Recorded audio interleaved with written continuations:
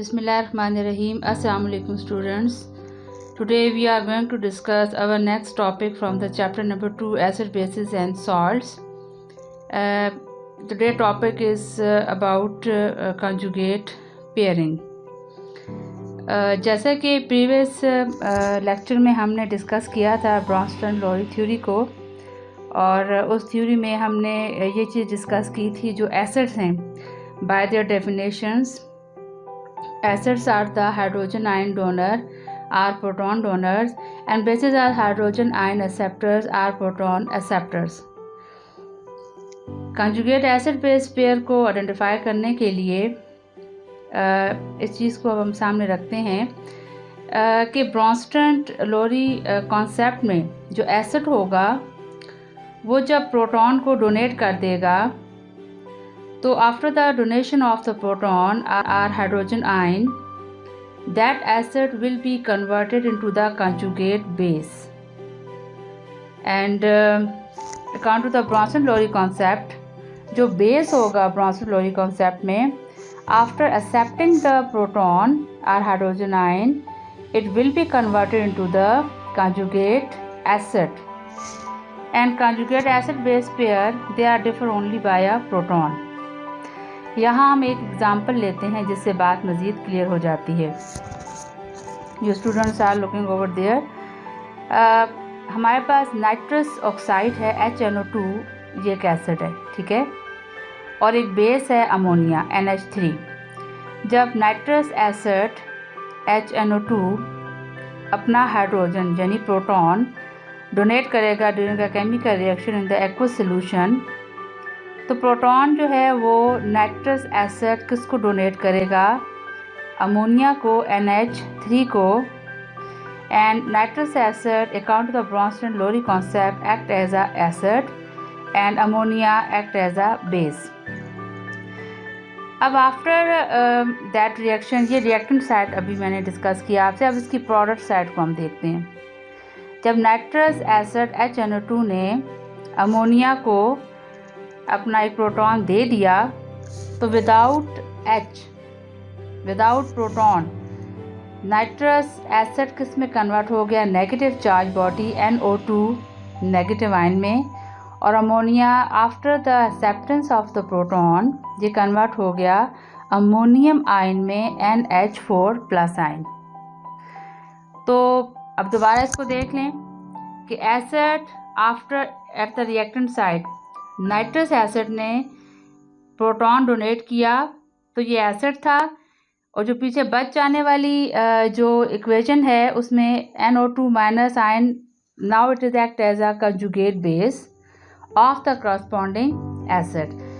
And ammonia जो कि reactant side पे it act as a base, after acceptance the proton from the acid, it will be converted into the conjugate acid.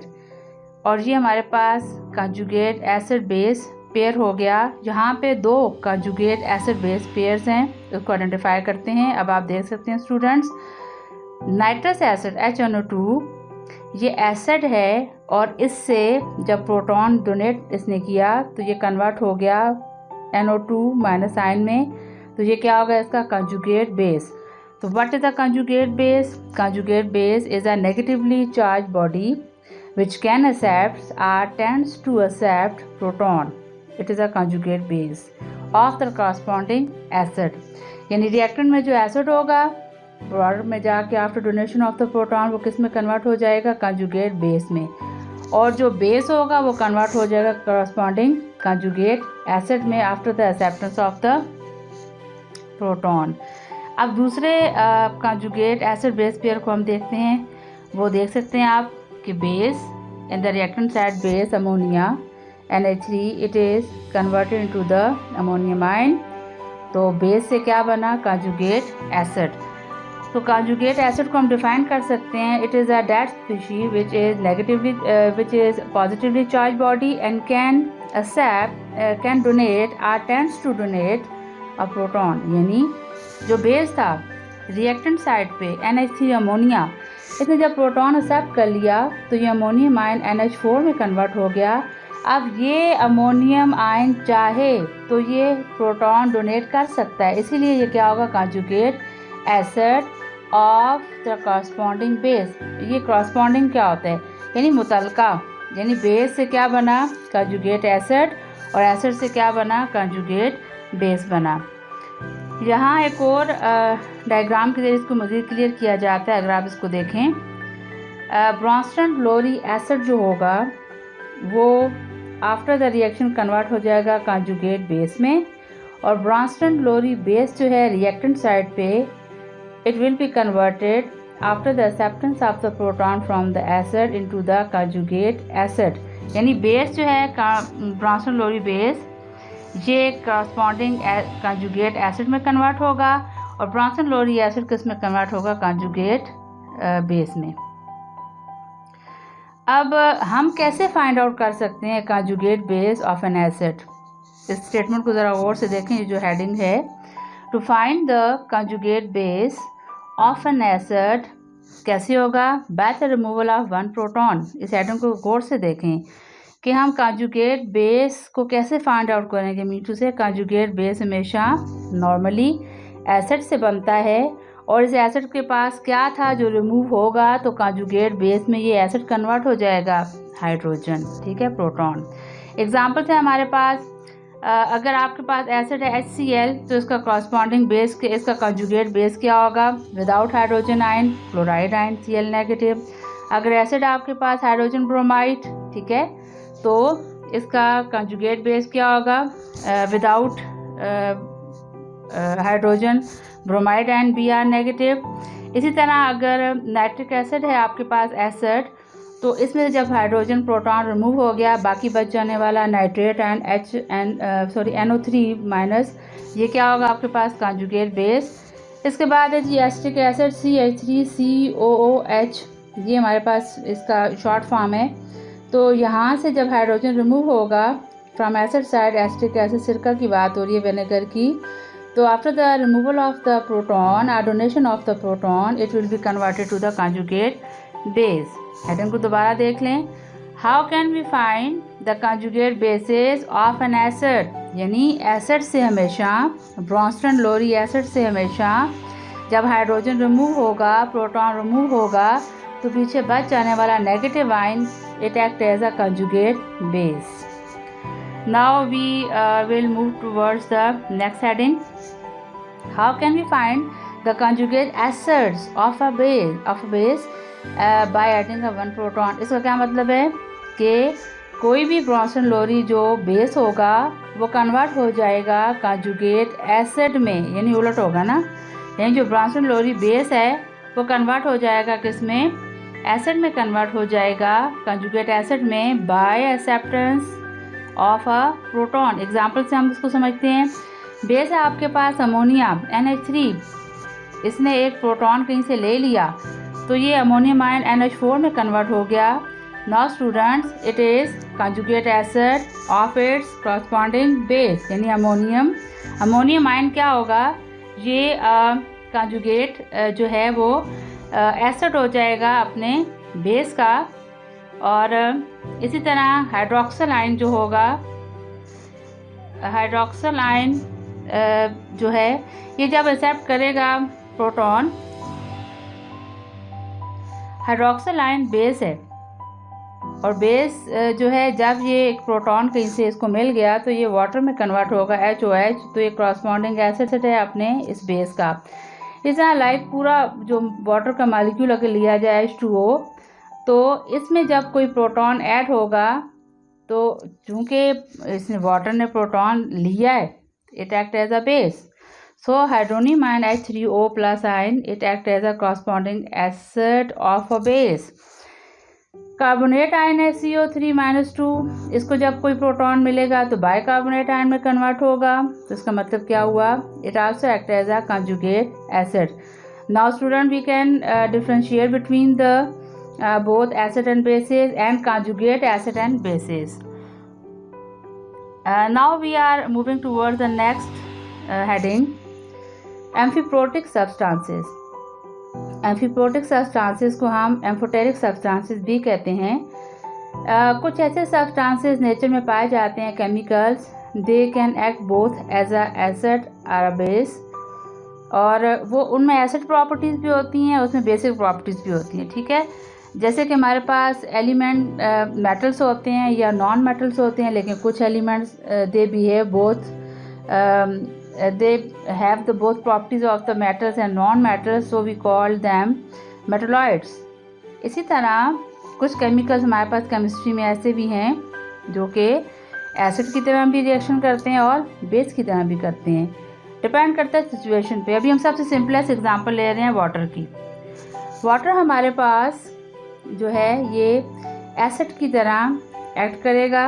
अब यहाँ पे 2 water molecule की बात की गई है, लेकिन सिंपली हम अपने कोर्स में भी आप उसमें एग्जांपल्स को देख सकते हैं कि जब कभी वाटर जो है उसके साथ कोई एसिड रिएक्ट करेगा तो water act as a base, और जब कभी कोई बेस मीडियम में हुआ तो water act as an acid. लेकिन यहाँ जो मैं एग्जांपल आपके सामने रख रही हूँ, ये एग्जांपल हमारे पास 2 वाटर मॉलिक्यूल्स की है। ये वाटर मॉलिक्यूल हैं हमारे पास 2, ये पानी के अंदर कोई से 2 वाटर मॉलिक्यूल की बात हो रही है कि जब कभी वाटर जो है वो अपना एक हाइड्रोजन या प्रोटॉन डोनेट करेगा, दूसरा वाटर मॉलिक्यूल जब उसे एक्सेप्ट कर लेगा तो वो कन्वर्ट हो जाएगा हाइड्रोनियम आयन में H3O, और पीछे रह जाने वाला, यानी फर्स्ट जो वाटर मॉलिक्यूल है it act as an acid because it is proton donor. तो प्रोटॉन डोनेट करने के बाद, हाइड्रोजन आयन डोनेट करने के बाद इसके पास पीछे बच जाएगा हाइड्रोक्सिल आयन OH, और जिसको उसने डोनेट किया है वो H2O से H3O प्लस में चेंज हो जाएगा। तो यहाँ पे वाटर का एक molecule it act as a acid because it donate the proton, another water molecule act as a base because it accepts the proton. It's all about the amphoteric substances. अभी हमारे पास 2 एसिड बेसिस की theories हमने discuss कर ली हैं detail. आर्हीनस theory हमें ये बता रही है, आर्हीनस का ये कहना है कि एसिड वो तमाम कंपाउंड्स हैं जो कि हाइड्रोजन आयन रिलीज़ करेंगे लेकिन एक्वस मीडियम में, और इसी आर्हीनस का ये कहना था कि बेसिस वो तमाम कंपाउंड्स होंगे जो कि हाइड्रोक्सिल आयन रिलीज़ करेंगे इन द एक्वस मीडियम। और ब्रॉन्सन-लोरी थ्योरी हमें क्या कह रही है? ब्रॉन्सन-लोरी थ्योरी में एसिड और आर्हीनस का एसिड दोनों एक जैसी हैं। क्यों? आर्हीनस का एसिड भी हाइड्रोजन आयन रिलीज को एसिड कह रहा है, जबकि ब्रॉन्सन-लोरी थ्योरी में भी एसिड जो है हाइड्रोजन आयन रिलीज कर रहा है, लेकिन फ़र्क क्या है कि आर्हीनस उस हाइड्रोजन को हाइड्रोजन आयन कह रहा है, जबकि ब्रॉन्सन उस हाइड्रोजन आयन को प्रोटॉन कह रहा है। बट ब्रॉन्सन-लोरी थ्योरी में बेस टोटली डिफरेंट है किससे? आर्हीनस थ्योरी से। और ये 2 थ्योरीज हमने डिटेल में डिस्कस कर ली हैं स्टूडेंट्स। और इन 2 थ्योरीज के साथ अभी हम तीसरी थ्योरी की तरफ मूव करते हैं, गिलबर्ट लिवर्स। ये लिवर्स जो साइंटिस्ट थे ये बड़े कामयाब इंसान थे, केमिस्ट थे, केमिस्ट्री के प्रोफेसर थे, और लिवर स्ट्रक्चर इन्होंने एक्सप्लेन की, dot and cross formula, dot and cross diagram भी जिसे कहा जाता है। और इनको जो है इस चीज़ में ये ऑनर भी हासिल है कि इन्होंने इस चीज़ को एक्सप्लेन किया, ऑक्टेट एंड डुप्लेट रूल को भी, कि आउटर मोस्ट शेल में इलेक्ट्रॉन जो हैं किसी भी एटम के 2 होने चाहिए तो उसको डुप्लेट रूल ओबे करना चाहिए, या किसी भी एटम के आउटर मोस्ट शेल में 8 इलेक्ट्रॉन होने चाहिए, अगर नहीं है तो by the loss or gain or sharing of the electron वो 8 इलेक्ट्रॉन उसने पूरे करने हैं। इस थ्योरी को ऑक्टेट रूल का नाम दिया गया, और इसको एक्सप्लेन करने वाले, इसको प्रेजेंट करने वाले लिवर्स थे। और लिवर्स ने इन्हीं दिनों में यानी 1923 में ब्रॉन्सन-लोरी कॉन्सेप्ट के साथ अपने इस कॉन्सेप्ट को पेश किया। ब्रॉन्सन-लोरी कॉन्सेप्ट को हम प्रोटॉनिक कॉन्सेप्ट भी कहते हैं क्योंकि उसमें उन्होंने प्रोटॉन की बात की, हाइड्रोजन आयन की बात की, जबकि लिवर्स ने किस चीज़ पर बात की? सेम उसी ईयर में जिस ईयर में 1923 में ब्रॉन्सन-लोरी ने अपनी थ्योरी को एक्सप्लेन किया। लिवर्स का ये कहना था कि इलेक्ट्रॉन पेयर्स हैं जो कि 2 पार्टीज आपस में जो हैं एक डोनेट कर रहा है और एक उसको एक्सेप्ट कर रहा है। मीन टू से लिवर्स का ये कहना था कि लिवर्स एसिड वो स्पीशीज़ हैं, वो आयंस हैं या वो मॉलिक्यूल्स हैं जो कि इलेक्ट्रॉन पेयर को एक्सेप्ट करेंगे, और लिवर्स बेस्ड वो आयन या मॉलिक्यूल्स होंगे जो कि इलेक्ट्रॉन पेयर को डोनेट करेंगे। इस चीज़ पे अब हम इंशाल्लाह नेक्स्ट जो हमारा टॉपिक है, जो हमारी नेक्स्ट वीडियो है वो लिवर्स कॉन्सेप्ट पे है। उम्मीद है आपको कंजुगेट पेयर समझ आ गया होगा और एम्फोटेरिक सब्सटेंसेस भी समझ आ गए होंगे। नेक्स्ट वीडियो के साथ मुलाकात होती है। Thank you so much.